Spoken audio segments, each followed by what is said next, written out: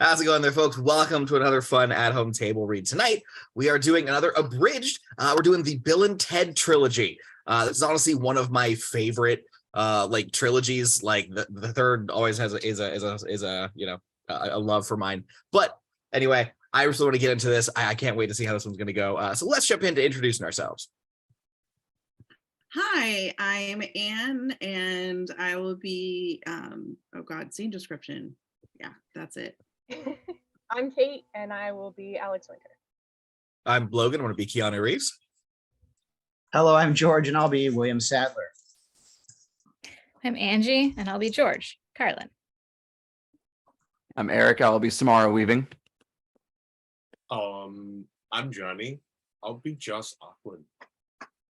Why, I'm Travis, and I'm playing Bridget Lundy. You're welcome. Say the rest of the name, Travis. You said. Yes. You said two of the three names. Payne. Bridget Lundy. Starts with a P. Watch atypical Travis. Bridget Lundy Payne is who Travis is playing, since he can't seem to say three names. Anyway, let's jump right into this and take us away. Can he count to three? That's what I want to know. Anyway, Bill and Ted's Trilogy, Abridged. Excellent Adventure, written by Craig. Bogus Journey, written by Craig. Face Music, written by Craig and Alex W. Fade in. Interior. Future. Ladies and gentlemen, welcome to the future. We live in an enlightened utopia, as you can see by this, not completely black background. Look, big budget picture this ain't. It is time. Get into this machine cleverly disguised as an ordinary phone booth, which will allow it to blend in back in the 1980s. 1980s America, and at no other point in the space-time continuum. Well, maybe we could say that its chameleon circuit is broken and... Don't draw attention to it, man.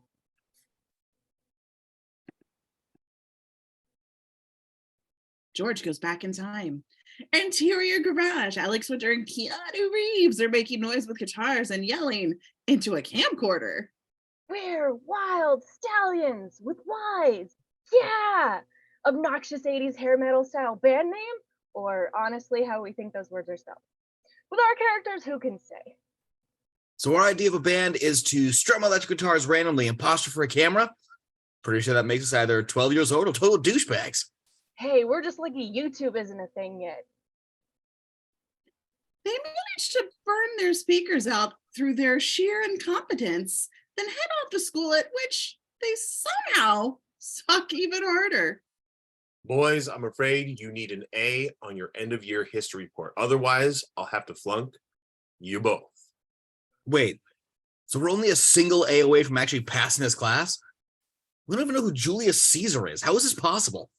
I'm more shocked at the implication that this is the only class we're in danger of failing. So, we're passing English, math, chemistry? How? I'd be surprised if either one of us could even pass the Turing test. Yeah, public schools these days, no standards at all. But, dude, we have to pass the test, or my dad will send me to military school, because apparently he thinks my problem is a lack of discipline and not the fact that I'm a fucking moron.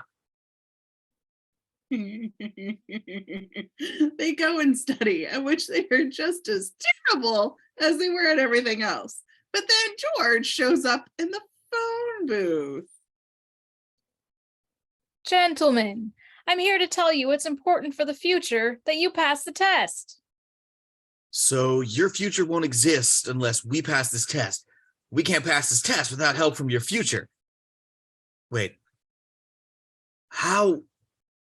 Look, if you're after a movie without a paradoxical time loops, you've come to the wrong place.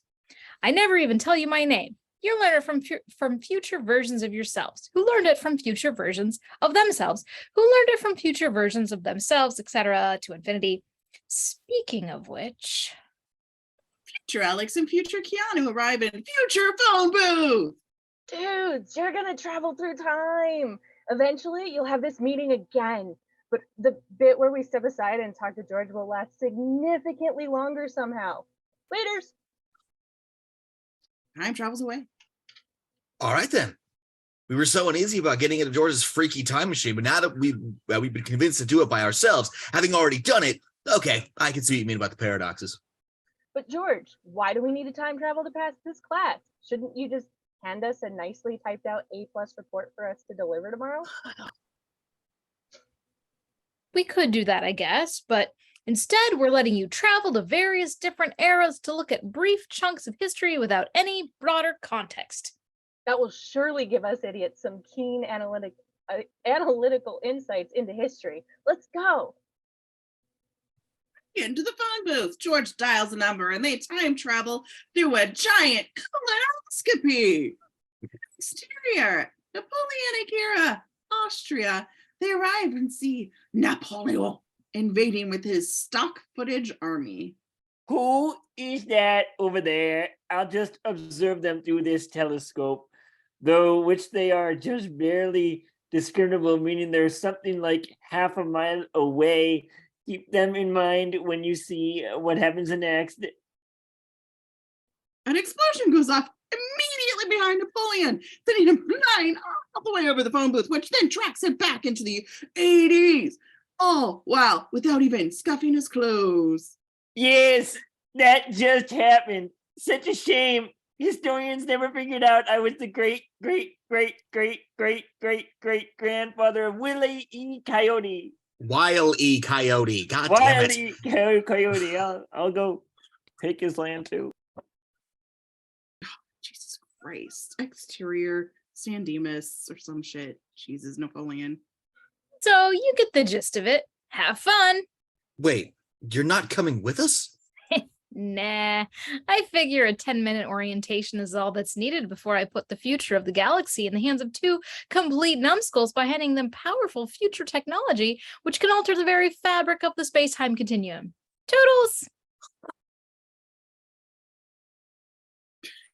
Immediately after George leaves, Alex and Keanu notice they've accidentally brought along Napoleon. Oh, dude. Instead of observing history like George said, we should totally go around kidnapping important historical figures. Good thing we're not smart enough to see the potential damage that could cause in the timeline, or that might seem like a colossally stupid idea. Yeah. Go back in time. Exterior, Old West. So here we are in the Wild West. It'll be fun to see how folks react to our outlandish 80s clothes and mannerisms.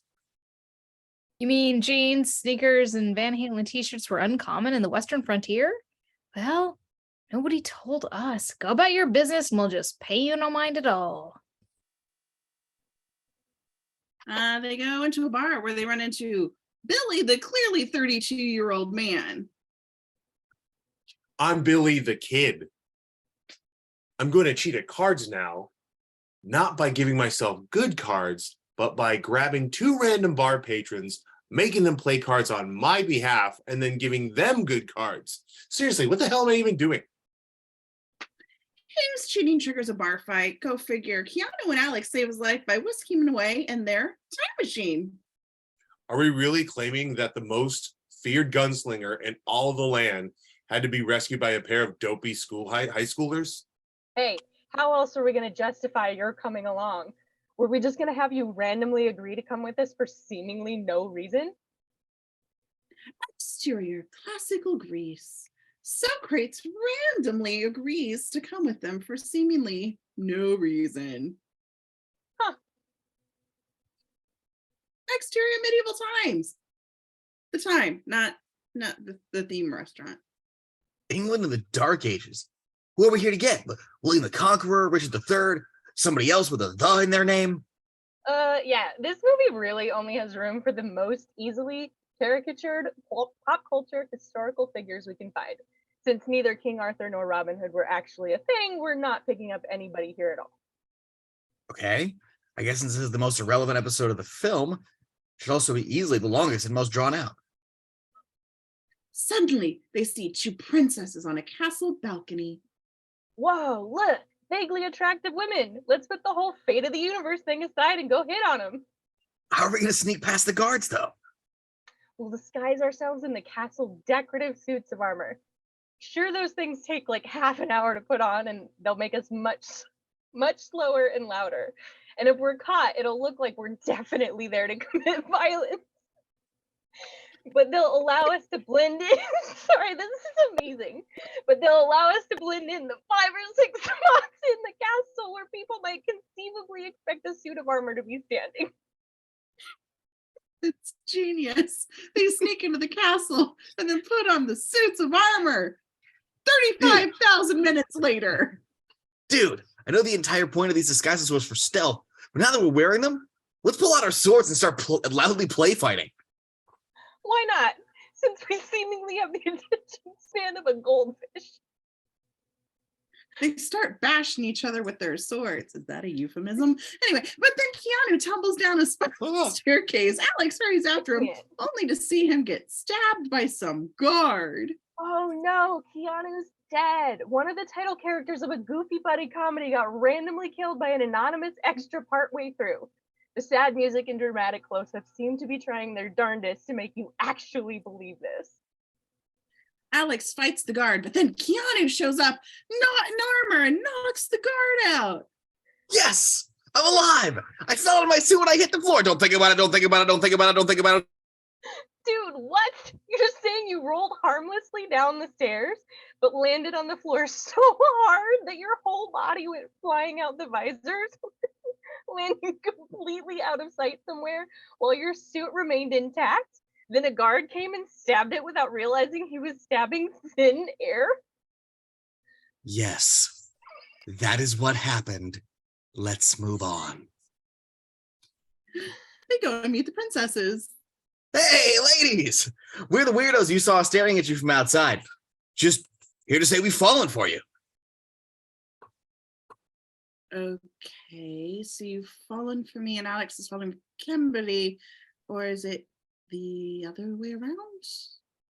I think the two of us have just fallen for the two of you, like generally. I mean, you only have like 3 lines between you, so who gives a shit? Suddenly, more guards show up. They immediately take Keanu and Alex outside to be publicly beheaded. But then the executioner turn out to be Billy and Socrates in disguise, and they free Keanu and Alex, and they all free. How did you guys pull that off on such short notice? Look, man, don't question it. You don't want to start asking yourself how a teenager and an old man with a bathrobe were able to overpower 2 axe-wielding executioners, then find yourself suddenly remembering that the teenager is a ruthless killer with a loaded gun. They hastily time travel away at random. Interior future. They wind up in front of the future presidents of Earth. Wait a minute. This technology allows anybody at time to just materialize right in the planetary Oval Office? That's fucking terrifying. A flock of super creepy blackface future people come in to oogle Keanu and Alex. Wow. Look, it's them. It's Wild Stallions. Wow, we appear to be incredibly stoned right now. Yes, it's us. And look, there's Socrates, the father of modern thought, right there behind us. Who? We don't care. We only care about the idiot rock musicians. Woo, dude, our hands are so huge. Yeesh, let's get the fuck away from Travis. Agreed. They keep time traveling away from Travis. Blah, blah, blah. Exterior turn of the century, Austria. They land in front of Sigmund Freud. Dude, it's Sigmund Freud. It's weird how I can recognize him on sight, even though he's just a middle-aged guy with a beard, and I'm a total ignoramus who thinks his name is pronounced Freud. Let's grab him. Hell, this is taking forever. Let's just use a montage. I have a bunch of other guys who will be way less characterized than the guys we already have. They quickly round up Joan of Arc, Ludwig von Beethoven, and Abraham Lincoln. But whoops, instead of the charismatic leader and brilliant tactician Genghis Khan, we seem to have somehow picked up a caveman.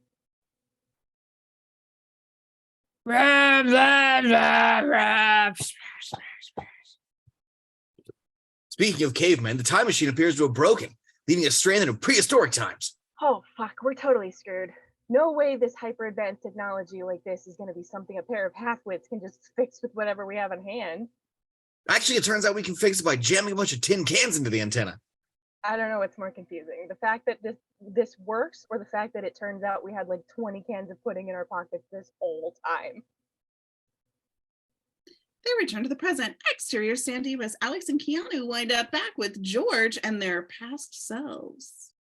Hey guys, good to see. Holy shit, is that Abraham Lincoln and Socrates? And oh my God, you're kidnapping historical figures. What's wrong with you? Dude, you should probably not react to this at all. Otherwise, it makes no sense that you tell past us specifically not to do it. Fair point. Hey, George, how come our return trip brought us back to before we left? Because blah, blah, blah, blah, blah. Now, hurry up and time travel to tomorrow. You're running out of time. Okay, we all heard it. Let's move on. Alex, Keanu, and the History Brigade return to the actual proper present. Or do they? Exterior Alex's house. Okay, now let's grab Napoleon and go to our presentation at school. Right after a scene of mind-bogglingly pointless padding. Alex makes the historical figures help with his house cleaning chores. Why the hell are we going along with this? We're some of the most brilliant and dynamic figures who ever lived. But ever since we were abducted, we've been docile as fucking sheep. Look, Genghis Khan is cleaning the toilet. I say, it is not so bad. At least we get to mess around with a bunch of amazing future tech. Look, I am cleaning a glass with a rag. Oh, with a rag. Ha ha ha ha. What can't they do these days? I'm sorry, I can't follow Travis. Eventually the scene ends. Finally, Travis ends. Okay, now we have to pick up Napoleon. We apparently can't bring you along to do this, nor can we leave you here in my house, so we'll have to drop you guys off at a crowded mall instead. I'm still reeling about Travis. They do. So then they go to Napoleon, only to find Keanu's little brother had ditched him at the bowling alley the previous night. Shit! Oh well, there's a moment for us to find him now. Time travel back to the bowling alley last night and pick him up immediately after your brother leaves him? There's no way we're smart enough to think of that. No, I was going to suggest we make a completely illogical guess as to where he might be, then turn out to be right by sheer coincidence. They go do that. Interior mall. Meanwhile, the historical figures have wandered off and gotten into trouble.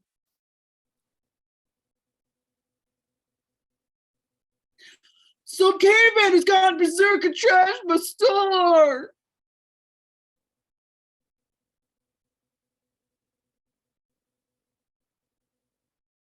Let's arrest him. Hey, nobody out crazy's Joan of Arc. I'm gonna go do something completely random, inexplicable, like stage a coup at an exercise class. Why not? Arrest her. And I'm running around firing a gun, apparently into the air. The movie is giving me no context to why I started doing this, so I'm confused just as much as you are. Arrest him. Oh, and over there, a bearded guy in a suit ran up an escalator. Arrest him too. You can be arrested for that.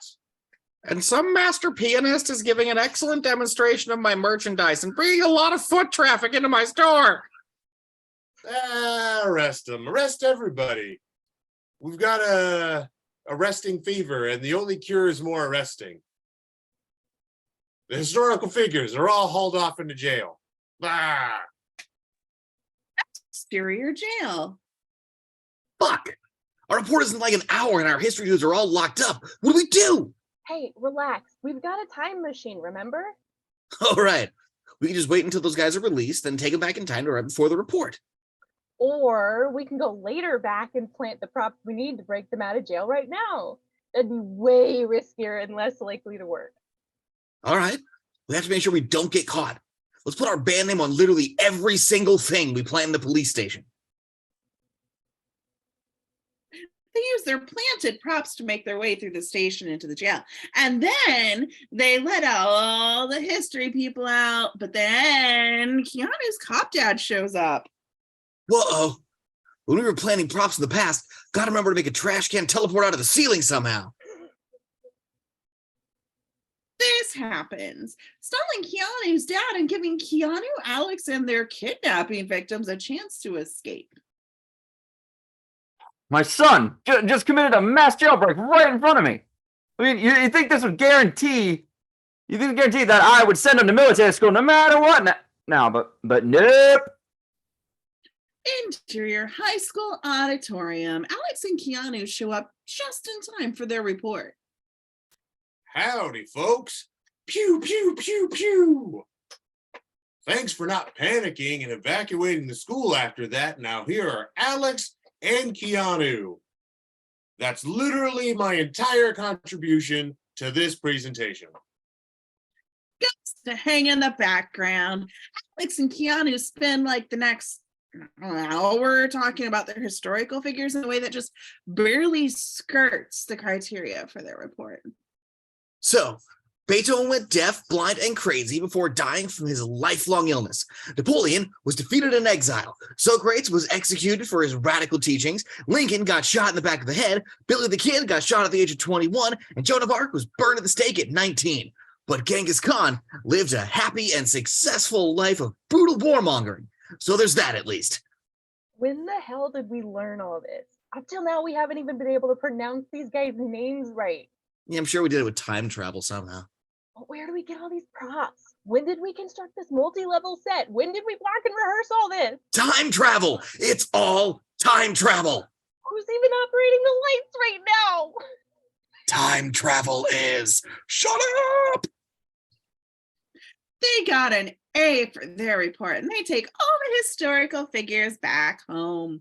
Interior garage. Alex and Keanu are making noises again when George shows up with the princesses. Did you still want these? I only asked because while you were running all over history, returning your historical figures to their respective periods, you didn't seem to bother picking them up. Anyway, I did it for you, and if you're at all interested. The guys and the princesses randomly pair up by hair color. Now, having managed to actually get you through the entire mission without spoiling your own futures for you, I might as well blurt that out now for no good reason. Our idyllic future society is based entirely on your music. Your band aligned the planets, brought all the species into harmony, and created an age of peace and enlightenment. What? Was that seriously what those stoned future guys who worship us believe? Their favorite band aligned the planets and created world peace? Dude, your future society is a fucking cult. Oh, God. We are, aren't we? Oh, shit, piss, fuck, cuck, cocksucker, motherfucker, tits. And fade in. Interior future classroom. It is the future. Again, George Carlin is teaching a bunch of students who are dressed like the members of the Wiggles. Good morning, students, and please welcome our guest speakers, who are all historical figures we abducted with time travel. Because in these movies, we're all about recklessly fucking with the timeline. If you open up your hopelessly outdated 80s-style computer screens to page... Suddenly Joss Ackland storms in with his goons. I'll take that time machine. Thank you very much. Me and my minions are sick and tired of all the dumb peace and lame prosperity going on in this utopian future. So, we're going to send robots back in time to wipe out your prophets, Alex Winter and Keanu Reeves, I forget their names, but this will rewrite many centuries of history from the ground up, guaranteeing that none of us will ever be born. And let's not think about it too hard. Joan? He sends Robo Alex Winter and Robo Keanu Reeves back in time. Interior music hall. Alex Winter, Keanu Reeves, Annette Azcuy, and Sarah Trigger are rehearsing for the Battle of the Bands in front of Pam Grier. Holy shit, Alex and Keanu, you suck just as much as the last movie.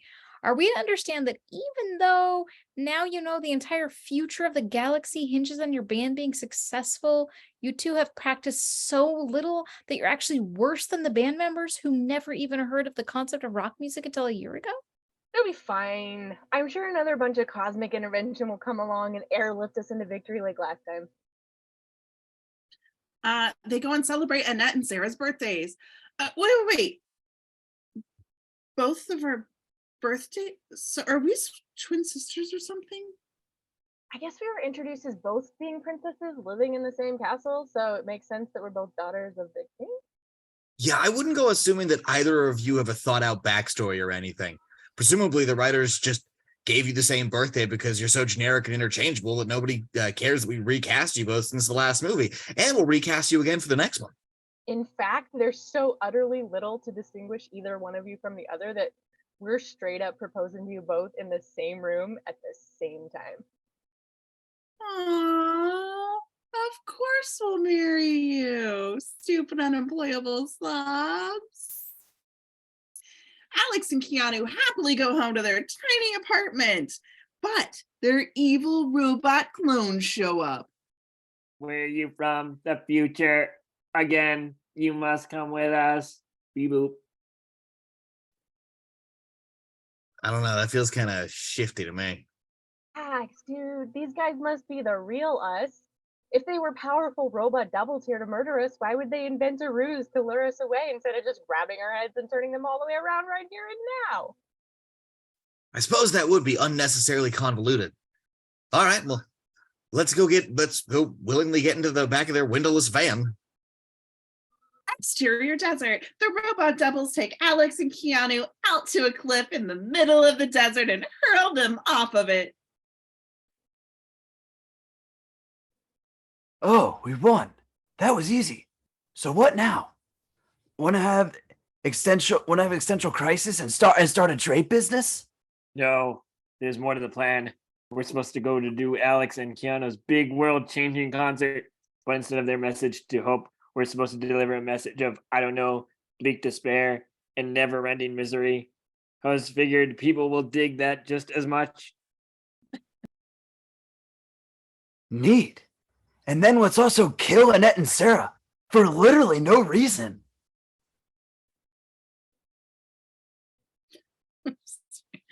They leave. Meanwhile, at the bottom of the cliff, Alex and Keanu's bodies are lying in a bloody pile of broken bones and ruptured organs, peacefully on their backs as though they drifted off while spaced out on shrooms. With them are Ghost Alex and Ghost Keanu. We actually died. Shit. Look, Death from the Seventh Seal is here to save everything. Oh, an extended Ingmar Bergman reference in a Bill and Ted movie. Wow. It's like if Leopold Bloom appeared in a Captain Underpants book. You may challenge me to a game. If you win, I will make you alive again and basically become your slave.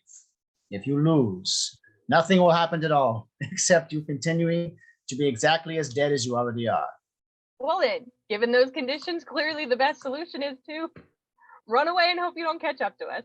With the teleportation powers you demonstrated literally seconds ago. He done giggling. Alex and Keanu flee. All right. We need to stop our robot doubles from killing Annette and Sarah. What if we possessed somebody? You mean like their neighbor or somebody else physically near them so we can personally explain to them the danger that they're in? Somebody logical like that? Not even a little bit. Sorry, my computer's freezing. They instead go to possess Keanu's dad and don't achieve anything except getting put in on psychiatric leave. Well, that was a bust. New idea. We should try communicating through a medium. Does anybody we know happen to be holding a seance right this minute? There is LA in the 90s. Of course it's a thing. They go and break in on a seance being held by Keanu's stepmom, Amy Stoch-Poynton. Oh, hey, that's Hot me. stepmom. We need to know that you need to know that Alex and Keanu have been murdered by robots from the future in a scheme to stop them from becoming future messiahs. I know it sounds like I'm just reciting the plot of the Terminator, but it's legit. I promise. Lies. Clearly, these are evil spirits. Where did I put my exorcist manual? What the fuck? I thought you were some kind of new age hippie futzing around with candles in your living room to see if you could chat up dead celebrities. How the hell do you know how to... Ha! I'll not have the flash.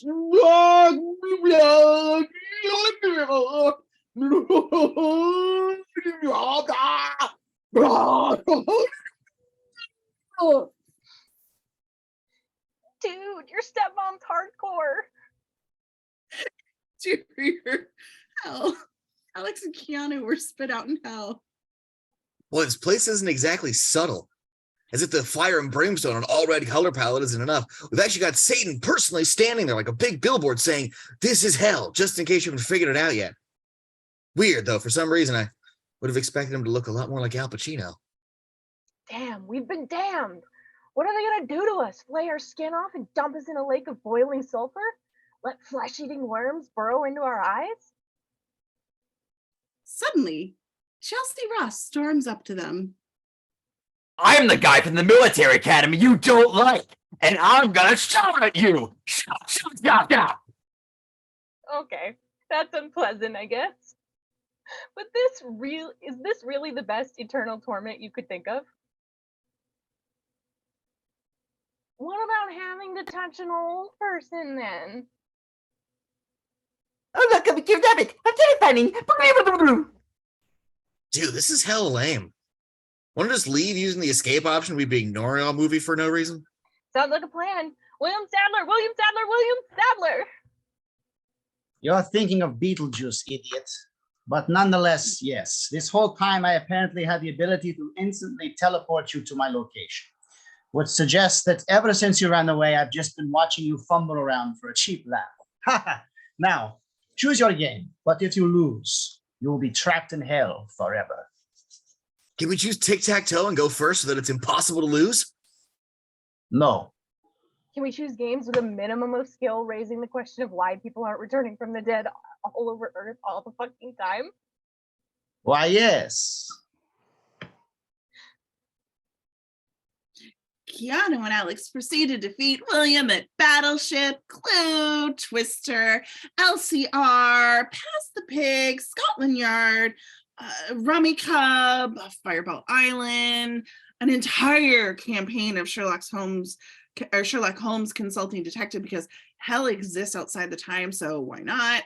And finishing up with Zoomax, the self-proclaimed world's greatest game and possibly the greatest box cover ever. This is a real thing. Awesome, we won. Now can we go back alive again?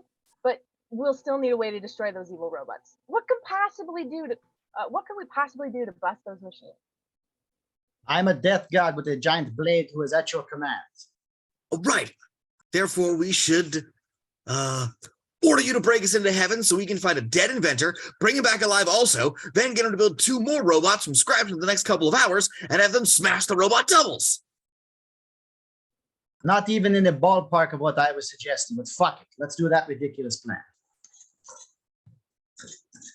Sure, interior heaven. William sneaks Alex and Keanu into heaven. There, they're brought to a pair of ugly, cute Jim Henson trolls. These guys are stationed, the most brilliant inventors of all time. You expected the human earthling, right? Shows how narrow-minded you are, chop. Or we just assumed as much because, literally every other person in heaven is an earthling. These guys are the only aliens ever to get in.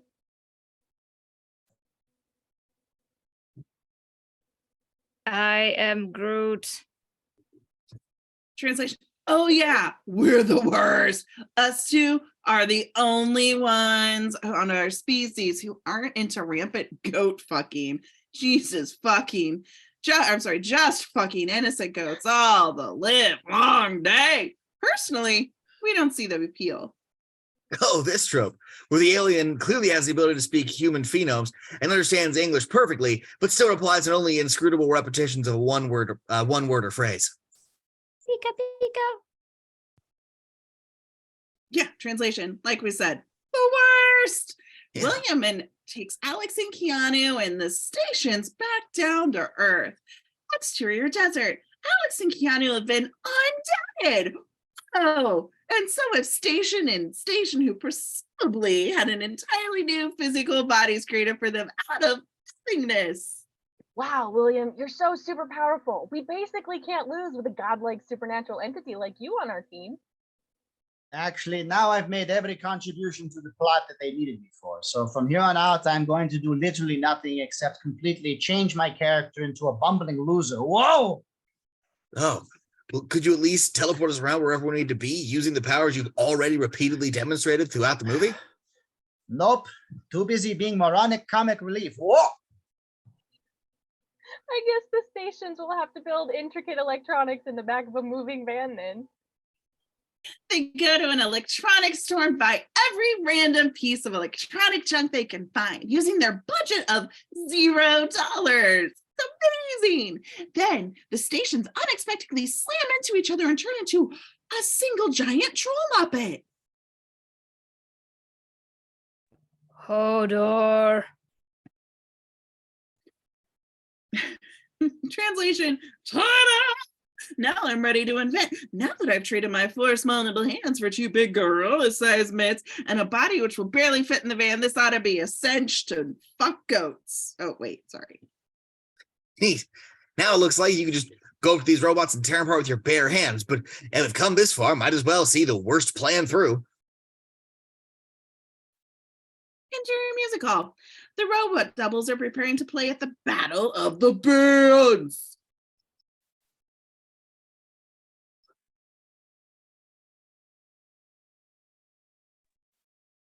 Wow, once we've spread Yoss's, the J, crappy message which won't work, we'll drop Annette and Sarah from the rafters where they are currently bound and gagged and dangling by some rope.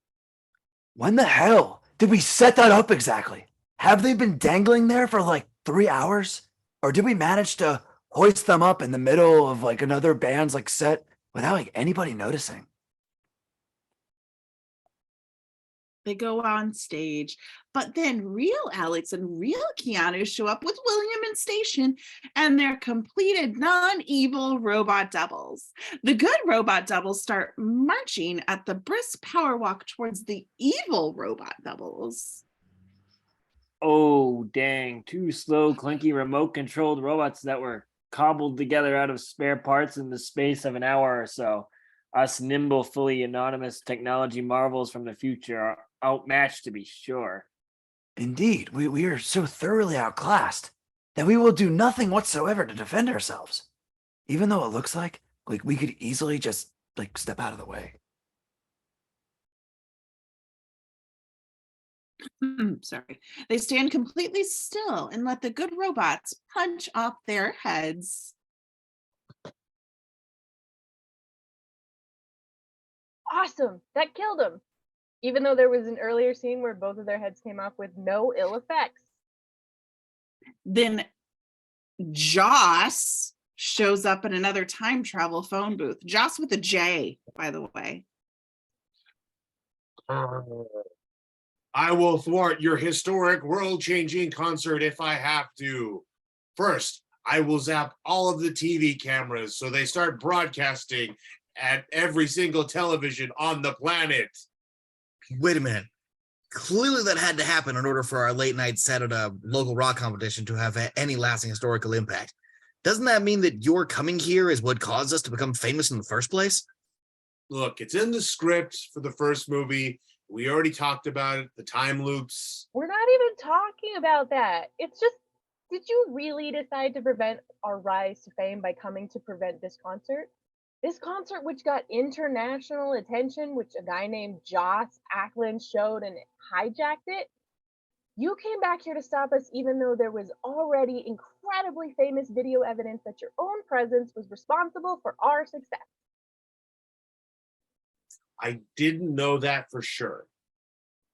That could have been any time-traveling warmonger with the exact same name and face. Now shut up or I will kill you. Not so fast. Keanu and I can just pull the same go back in time later and step up trick that we did in the first movie. This time by suspending a sandbag and cage from the ceiling, positioned with utterly pinpoint precision to disarm and trap you. Hanging from a rope which has somehow magically been rigged to snap at the exact right split second. Sure enough, those things fall from the ceiling and neutralize Joss. But I can do the same thing and set up a key for the cage and another gun, which literally materializes out of nowhere somehow. Those things appear, but then it turns out it was a fake gun. You idiot. We set those things up too. Only the winner gets to go back in time. Duh. So wait, why are you guys the only ones who get to go back and set things up? Because we won. But why are you the ones who won? Because we got to go back and set things up. So the winner is determined by which one of us won. Fine. Fuck this. I need to sit this bullshit out for a while. I surrender.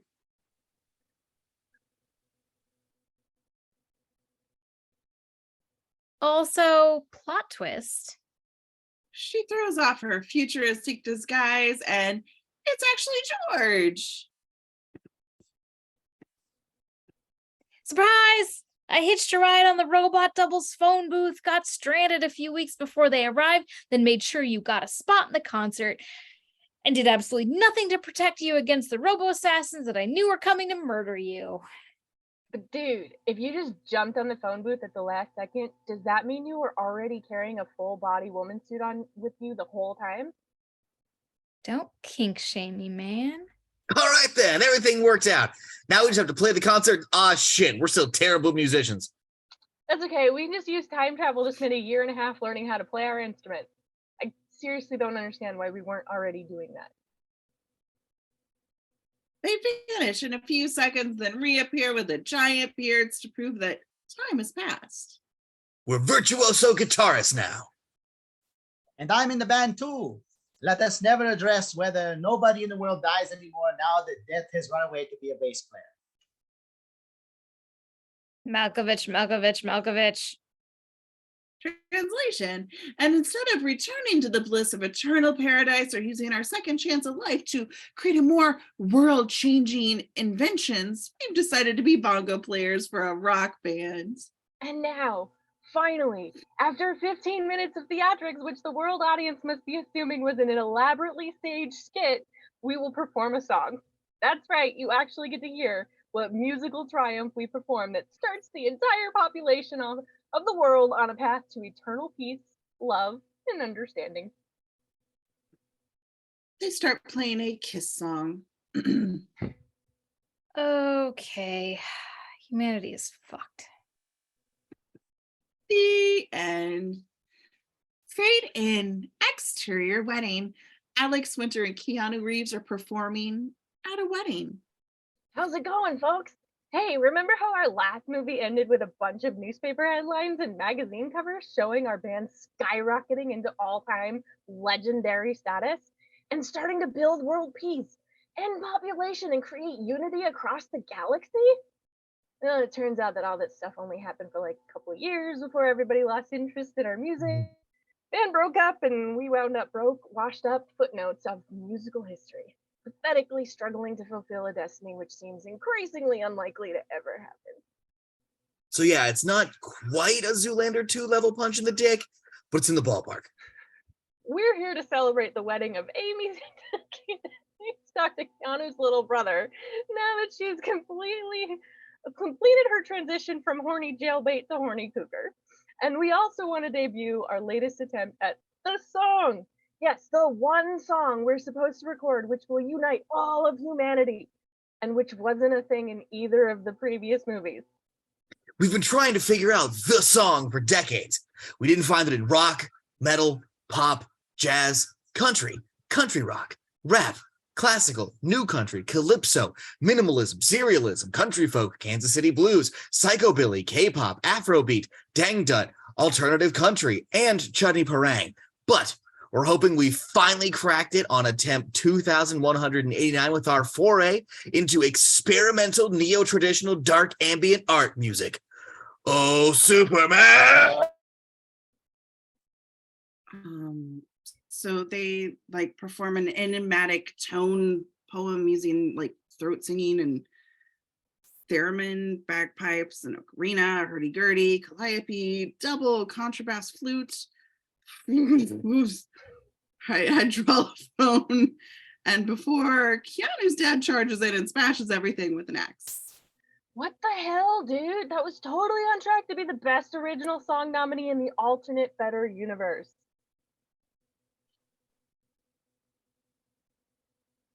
Damn it, guys. When are you going to give this up and get real jobs? And don't give me that saving the future crap. You don't still believe you actually time traveled or went to heaven and hell, do you? What absurd bullshit. You know our band used to feature robots, aliens, and the Grim Reaper. Nobody seems to have registered that somehow. Dejected, Alex and Keanu go home, where they are greeted by their daughters, Samara Weaving and Bridget Lundy Payne.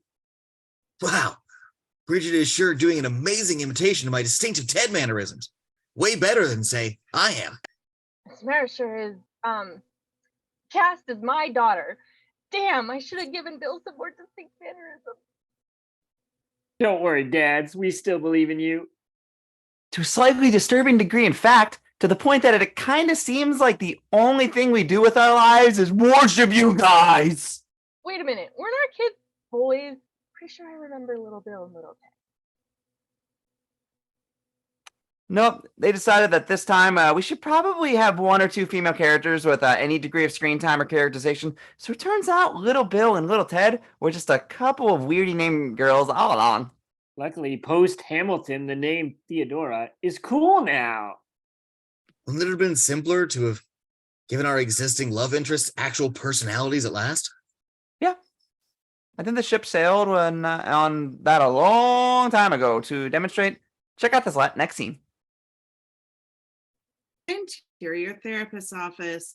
Alex and Keanu and their wives, Erin Hayes and Gemma Mays, go to couples therapy. Well, we're fed up with the way you two don't treat us as individuals, Alex and Keanu. Well, you act as though both of you were in some kind of quadruple with an instinct two-headed woman-shaped blob. So, wait, these movies are self-aware enough now to point out how indistinct from each other you guys have always been, while at the same time we're just gonna still do that? If it ain't broke. Suddenly, Kristen Schaal, I think I said that right, appears in a time travel egg and whisks Alex and Keanu away to the future. Exterior, future. They arrive at a future where everything is an iPhone made out of a wedding cake.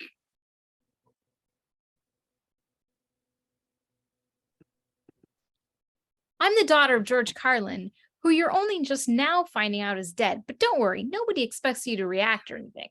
Look, here's a 3-second hologram of him to appease fans. Greetings! Bowling isn't a sport because you have to rent the shoes.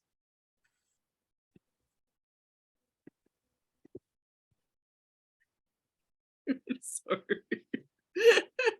Kristen takes Alex and Keanu to meet Carlin's widow, president of Earth, Holland Taylor. We've brought you here because time is falling apart.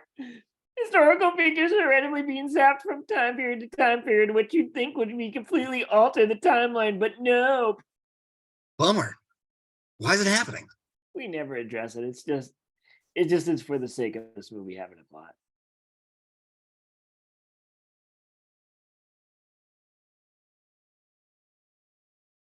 Say, you don't suppose that rampant time travel and constant abduction of historical figures might have had anything to do with space-time getting Swiss cheese? I'm sure that's a total coincidence. Anyway, our research suggests that the song is what stopped, / will the time collusion. That's why you guys are important to the future. You perform a song which stops reality disintegrating. Huh. That's why we're important? Not because our whole body of music forged galactic peace and became the foundation upon which all future civilization was based? Nope. We're reconnecting all of that. Retconning. Redconning. Thank you. All of that right down the shitter. Now, instead of you being the ultimate music legends of all time, now your whole deal is that future archaeologists found a vague reference that two humans with your surnames sang a song once. Well, that's a huge fucking bummer for our characters, especially considering the pretty obvious twist you just unsubtly hinted at. We've been waiting decades for you to create the song, but your band just got crappier and crappier. And now you're supposed to sing tonight and still got nothing. And you can't go back in time to like a month beforehand to give yourselves more time because of that confusing clock always running in the same Dima's bullshit. So yeah, write the song that fixes time and unites all humanity. You failed for 20 years, but I figured a couple more hours ought to be plenty of time to crack it. Bye. Might have been a good idea for them to tell us that a couple weeks earlier, at least. Dude, don't sweat it. They conveniently left us in the same room as our old phone booth time machine. Oh, right. We can use the same decide to go back in time later gimmick and send ourselves the song later. It's probably taped to the back of one of these old guitars or something right now. Let's check. Nah, that may be the tactic which won the movie for us both previous times, but let's shake it up and go forward in time and steal the song from our future selves. That way, we have less time to learn the song and more chance of dooming the entire universe. Great idea. They travel centuries back into time, and back into time to the future. That does not make sense. Time travel can be weird like that. Interior bar 2022. Alex and Keanu find slightly future Alex and slightly future Keanu playing an open mic at some bar. Tough luck, dudes. As you can see, we never did figure out the song, and we're bigger losers than ever.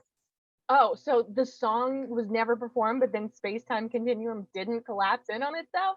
Events keep happening and civilization kept running? Kind of sounds like there's no problem then.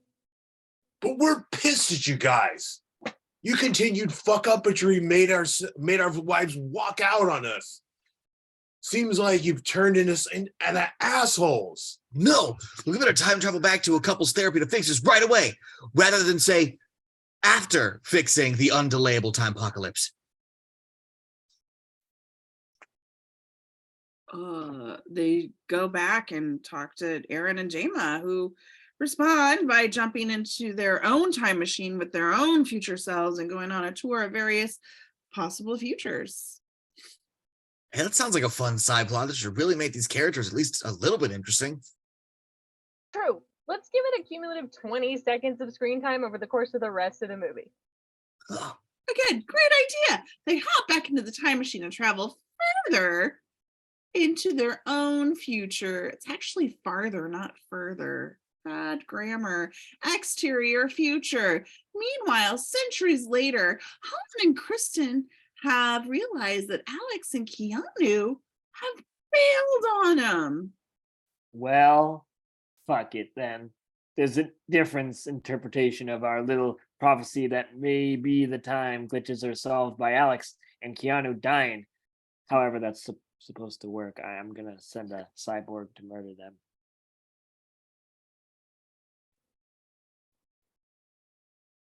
Seriously? Plus, we strongly imply the cyborg is an ex-boyfriend of yours that I had robo-copped. Why the hell did George hook up with me? I'm terrible. Well, I'm sure there's a fascinating origin story worth its own series in there somewhere. But nuts to you, I'm going to make the original plan work. She travels back to meet Samara and Brigitte. Here, take my time machine and help your dads. Handing time machines out to drop out slackers is our solution to every crisis, apparently. Okay, then. According to the prophecy, our dads need their whole band with them when they play the song. That'd be the rest of Wild Stallions, right? Our moms, the alien dudes, and death? That's the only logical conclusion to come to based on that wording, but fuck it. Instead, let's go grab whatever fucking musicians we feel like out of history, most of whom have never heard of rock music. Sure. When the universe is unraveling due to displaced historical figures, what better solution than displacing a whole bunch of more historical figures? Let's go back into time and find Louis Armstrong in 1922, since he is both a musical genius and fairly easy to do a passable imitation of. We're from the future. Look, a smartphone, which I've used to capture color footage of your band. Oh. Neat. There's a bug. Sorry, there was a bug on my computer. They go forward and find an accurate simulation of Jimi Hendrix's wardrobe. Hi, we're time travelers. Observe a young Louis Armstrong, who we've snatched. Louis Armstrong. I said it wrong. Who we've snatched from the past. I hate you, Travis. Oh, nice. Travis, you suck. Well said, Jimmy. Then they go back and track down Wolfgang Amadeus Mozart, who Travis no doubt thinks is from, I don't know, Japan, instead of Beethoven, who already knows about Bill and Ted and time travel. Hello? We're seemingly magical beings from beyond time and space. We're playing weird alien tones through electrical amplification. Interesting. Old timey musicians were really fucking chill. Was it the drugs? Gotta be the drugs. Yeah, thanks to the time storm juggling everybody all over history. We're getting used to this kind of thing. I found Julius Caesar in my breakfast cereal this morning. And I had breakfast cereal. At any rate, this band is shaping up to be a bit of a sausage fest. We should probably grab at least one legendary female musician. Who do you think? Janis Joplin, Aretha Franklin, Hildegard von Bingen, or Maria Callas? How about let's get Ling Lung, the mythical Chinese flutist who is traditionally a dude and probably never lived anyway, and Grume, a cave woman. This movie made up that. Grom. Karam. Oh.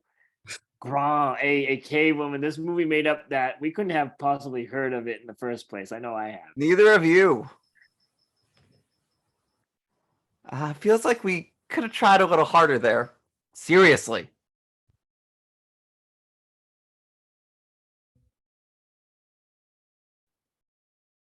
Jesus Christ. Interior Mansion 2025. Alex and Keanu go a bit farther forward to meet fancy rich Alex and fancy rich Keanu. Good news, past us's. We have the song now. Oh, so back in 2022, you hadn't performed it in 2020, but now in 2025 you have? That doesn't make sense. Yeah, well, this Bill and Ted movie and none of the time travel makes sense, so shut up and don't question it. Take the fucking song already. Suddenly, Dave Grohl shows up. What are you doing in my mansion stealing my song? Dang it, they didn't give us a Wild Stallion song. They tried to trick us into stealing a Dave Grohl song. We should have known we could never have written a song in the same level of genius as such moving lyrics as fingernails are pretty, fingernails are good. Fuck, we're rumbled and now the cops are coming. I guess we'll fall back on the incredibly intelligent tactic of shooting at our past selves. Since each of these progressively more awkward action sequences make it more of a mind-blowing that I'm also John Wick, I agree. Alex and Keanu flee. Out front, they encounter future cyborg Anthony Carrigan, who, luckily for them, is a wacky comedy murder cyborg and thus easily evaded. They get away in the booth. Blast, I missed them. I'll have to follow them to their next time period and try to reacquire them there. Or I could just go back in time 5 minutes and try again here, but I suppose that would cause a paradox. And it's really important to the people in this franchise not to create temporal paradox. Oh man, I couldn't even say that with a straight face.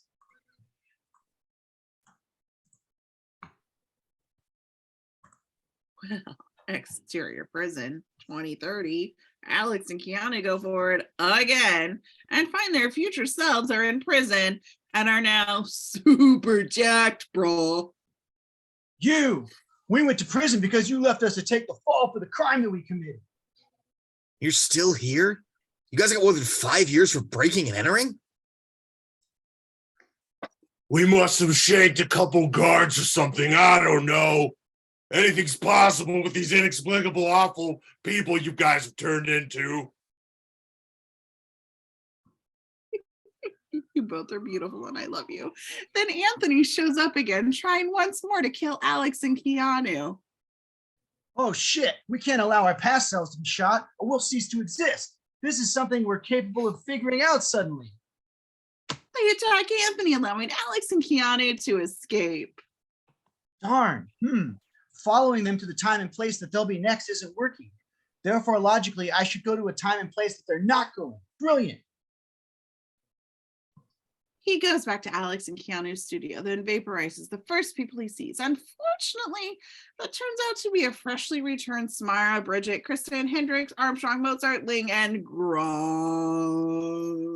Oops, I suck so much at my mission. Although the 90% of the audience who already figured out the big plot twist will appreciate the irony of me thinking that. Interior assisted living facility 2067. Alex and Keanu arrive at the end of their lives. That's right. We're using our rapidly dwindling time to try the same terrible plan that's failed 3 times already. Bound to work eventually, right? Good news, past us, is we have the song now. So back in 2022, you hadn't performed it in 2020 or in 2025 or 2030, but now in 2067 you have? It sounds suspiciously familiar and still makes no sense. It's for real this time. See, there are actually many timelines happening all at once. This time you've stumbled onto a timeline where the song actually happened. How does multiple timelines mean we can travel forward in time from a reality where the song never happened to one where it did? Look, we honestly weren't kidding before about the time travel and these movies not holding up. Just don't look a gift horse in the mouth, okay? But then Anthony shows up again. That's right. Pretty much every scene ends this way now. By the way, guys, sorry about killing your daughters and their friends. They're all in hell now. What? Why would all those perfectly nice people go to hell? And how the fuck do you know where in the afterlife they've gone to? One can only assume that my laser has been deliberately designed to not only kill people, but to instantly damn them to eternal torment. Another piece of evidence for the Holland is just the worst theory. Well, if our daughters are in hell, we'll have to go there and get them. Come on, Keanu, mere minutes from the moment when we're supposed to be saving the entire universe, let's commit suicide with no solid plan on how to get back to the life afterward. To be fair, turned out to be hella easy last time. They all self-vaporize. Woo! Interior hell.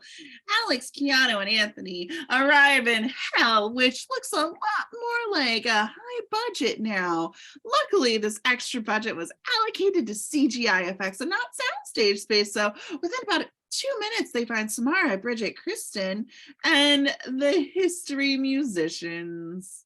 Are you guys okay? I can't imagine how horrible it must have been. Stuck being tortured in hell for nearly 50 years. Nearly 50? I've been here before, but what are you talking about? Well, you died in 2020 and we just died in 2067, so you must have been down here for 47 years, right? I can do Oh. math. Oh, stop acting like time is supposed to act in a sensible fashion in these movies. Well, at any rate, we can just get out of here, no problem. But let's just go talk to Death, who lives in hell now, apparently. They go find William Sadler. Dude, you need to come back to Earth with us and rejoin the band. But according to the end credits of Bogus Journey, I rejoined the band decades ago. Yeah, well, we've largely thrown that continuity out. Come on, there must be some way we can convince you. Oh, I know. What if we challenge you to a game of... No, stop right there. But last time we stuck to the board games that existed in 1991. This time we can really let loose with a full catalog. Ooh, maybe we can start with Root Underworld or Time Stories or Pandemic Legacy Season 1, Blue Box, or... Fuck no, I'll do whatever you want. Just shut up. They all come back to life in 2020. Exterior, Interstate, 2020. All of the characters pile out onto a crowded freeway. It's now time for the song to happen. What shit? We still don't know what the song even is. Oh, wait a minute. I just realized, apropos of nothing, what the plot twist is. The Winter and Reeves, who are supposed to be performing the song, aren't me and Keanu, who don't know what the song is. It's the Mayor and Bridget, who also don't know what the song is, and who don't even sing or play instruments. Yeah, you guys in the history musicians should throw together a song at the last second. And the way that'll unite the galaxy is that we'll have everybody at every point in the timeline, and every timeline, play it at once for a very vague definition of at once. Sure, that sounds like a practical plan. We'll just use the single button on the phone booth that splits you into infinite number of selves across all times and dimensions. Imagine accidentally hitting that during rush dial. Jesus. And then give an infinite number of musical instruments that we've acquired somehow to every single person who ever existed or will ever exist. And then they'll all play the song, even the ones who never learned how to play a musical instrument, or the ones from time periods where those instruments were even invented. Oh, whoa. Alex and Keanu infinitely multiply themselves across the entire space continuum, while Samara and Bridget tell the past musicians what to do. Hey, Hendrix, stop playing like Hendrix. Mozart, cut that Mozart shit out. Everybody abandon your individual genius and just join us in a generic jam session, okay? Now that song is actually happening. I can't help but notice that it has no lyrics, no distinct melody, or riffs, or hooks, and is built on the same notorious 4 chords of pop music as 1,000 other songs. It's okay. It turns out that everybody playing at once is the only thing that's important. The song never had to be the best song ever, or even a good song. For that matter, clearly it didn't have to be even played by Wild Stallions or by any specific person or group.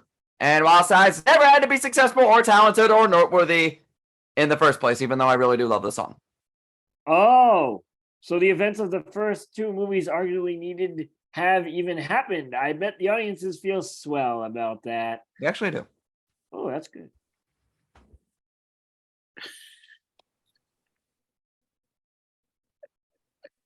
Sorry. Finally, all the time chaos stops. Everything that got jumped out of time gets hurriedly shoved back into place, and everyone in the galaxy is saved, even James Marsden and Famke Johnson. Oh, this has great crossovers. Hooray, we did it! Now we can all live happily ever. Suddenly, Infinite Alex and Infinite Keanu show up and shove instruments into their hands. Quick, you have to play the song. Wait, what? We just did that. What part of this song being played at every point of time don't you understand? Now quick, play it or reality will cease to exist. Okay. They play the song again. All right. Now we can live happily ever. Suddenly, Infinite Alex and Infinite Keanu show up and shove instruments into their hands. Quick, You have to play the song. Dear God, what have we done? The end. And that is the abridged Bill and Ted. Thank you all so much for joining, and I will see you at the next one.